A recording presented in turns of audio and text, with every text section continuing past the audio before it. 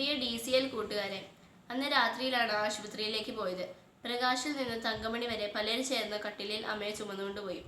തങ്കമണിയിൽ നിന്നും കാൽവരി മൗണ്ടിലേക്ക് ജീപ്പിലാണ് കൊണ്ടുപോകുന്നത്. അപ്പോഴുണ്ട് പെരുമഴ.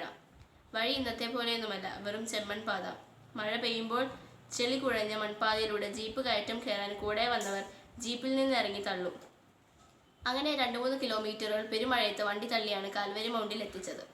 അവിടെ നിന്ന് കട്ടപ്പന സെന്റ് ജോൺസ് മിഷൻ ആശുപത്രിയിലേക്ക് പറന്നു. അവിടെ എത്തിയപ്പോഴേക്കും അമ്മച്ചിക്ക് പ്രഷർ കൂടി ശരീരം കോച്ചിപ്പോയി.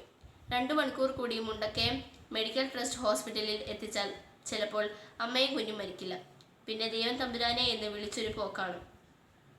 അന്ന് KK റോഡ് ഇന്നത്തെ പോലെയല്ല. വളവും തിരിവും കുണ്ടും കുഴിയുമാണ്. വീതി തീരെ കുറവും. അങ്ങനെ പറന്നു പോകുമ്പോൾ അമ്മയുടെ ബോധം പോയി. എല്ലാവരും ജീപ്പിലിരുന്ന് നിലവിളിച്ചു, കൊന്തചൊല്ലി പ്രാർത്ഥിച്ചു. ഒരു വളവ് തിരിഞ്ഞപ്പോൾ അതാ ഒരു വലിയ പാണ്ടി ലോറി വലിയ തടികളുമായി ഇഴഞ്ഞിഴഞ്ഞു നീങ്ങുന്നു.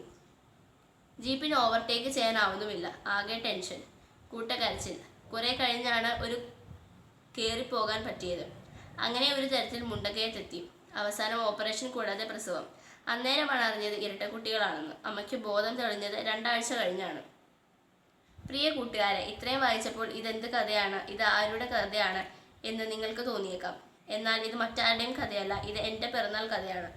ഓർമ്മ വെച്ച കാലം മുതൽ ഏതാണ്ട് കഴിഞ്ഞ 50-ലേറെ വർഷങ്ങളായി ഞങ്ങളുടെ അച്ചാച്ചനും അമ്മച്ചിയും എല്ലാ പിറന്നാൾ ദിനത്തിലും ഞങ്ങളോട് പറഞ്ഞിരുന്ന പിറന്ന നാളിൻ്റെ കഥയാണിത്. കേട്ട് കാണാപ്പാടമായിട്ടും കഴിഞ്ഞ വർഷവും ആദ്യം കേൾക്കുന്നത് പോലെ ഞങ്ങൾ ആവേശത്തോടും അത്ഭുതത്തോടും കൂടെ കേട്ട കഥയാണിത്. കൂട്ടുകാരെ, നമുക്കെല്ലാവർക്കും പിറന്നാളുണ്ട്. നമ്മൾ തന്നെ ഹാപ്പി ബർത്ത്ഡേ എന്നാണ് പറയുന്നത്. എന്നാൽ നമ്മൾ പിറന്ന നാൾ ആർക്കാണ് ഹാപ്പി ബർത്ത്ഡേ ആകുന്നത്? പിറന്ന നാളിൽ നമുക്ക് അത് ഹാപ്പി ബർത്ത്ഡേ ആയിരുന്നു.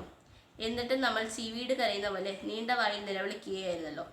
പിറക്കുമ്പോൾ കുട്ടി കരയണം. കരഞ്ഞില്ലെങ്കിൽ ആരോഗ്യ പ്രശ്നം ഉണ്ടാകാൻ സാധ്യതയുണ്ട്.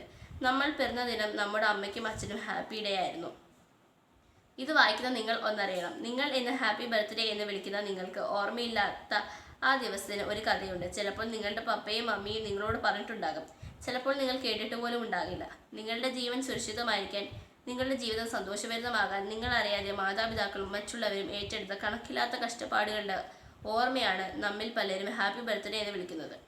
വളരുമ്പോൾ നമ്മൾ പിറവി നൽകിയവരെ മറന്നേക്കും. എന്നാൽ അവർ മറക്കില്ല. നമ്മുടെ പിറവിയിൽ നമ്മൾ അറിവിനും സുബോധത്തിനും മുമ്പ് കാട്ടിക്കൂട്ടിയ അസഹനീയമായ സകല വിക്രിയകളും അവർ ഒരിക്കലും മറക്കില്ല. ഇന്ന് അച്ചാച്ചൻ മരിച്ചതിനു ശേഷമുള്ള ആദ്യത്തെ പിറന്നാളിലും 1ാമത്തെ ഹാപ്പി ബർത്ത്ഡേയുടെ ഓർമ്മകൾ പറന്നു വരുന്നുണ്ട്. ഈ ദിനത്തിലെ കാറ്റലകളിൽ പോലും മുഴങ്ങുന്നുണ്ട് ആ ശബ്ദം. നിങ്ങളുടെ ജനനത്തിൻ്റെയും ജീവിതത്തിൻ്റെയും കഥകൾ ഇന്നു തന്നെ ചോദിച്ചറിയാൻ തുടങ്ങുക. അത് കേൾക്കാൻ സമയം കൊടുക്കുക. അപ്പോൾ നിങ്ങൾ അറിയും നിങ്ങളെങ്ങനെ ഇന്നത്തെ നിങ്ങളായെന്ന്.